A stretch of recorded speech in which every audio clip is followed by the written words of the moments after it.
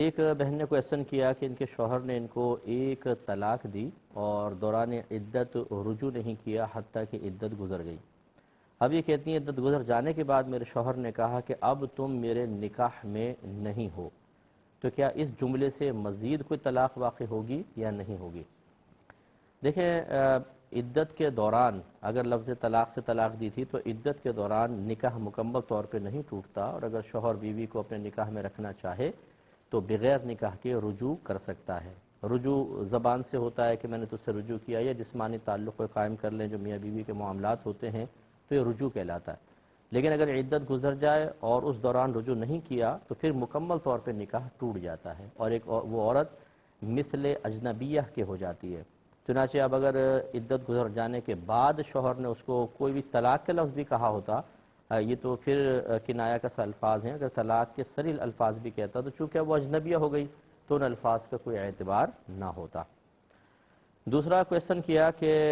ہمارے ہاں مردے کو دفن کرنے کے بعد جب لوگ واپس گھر میں آتے ہیں تو میت کے گھر والے دعوت کرتے ہیں، کھانا کھلاتے ہیں، اس کا کھانا کیسا ہے؟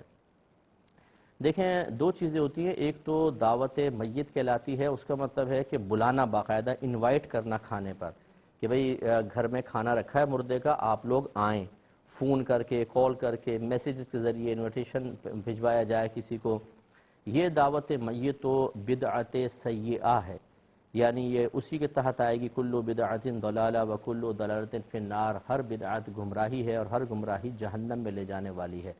کیونکہ علماء نے فرمایا کہ دعوت کا جو تصور شریعت نے دیا ہے وہ خوشی کے موقع پر دیا ہے، نہ کہ غم کے موقع پر، تو یہ تو خلاف شرع ہوگا۔ ایک ہوتا ہے کہ دعوت نہیں ہوتی، لیکن جو مہمان گھر پہ آتے ہیں، جیسے دور دراز سے بھی آتے ہیں، بہت سے ایسے ہوتے ہیں جو قریبی رشتہ دار ہوتے ہیں تو صبح سے گھر میں ہی ہیں،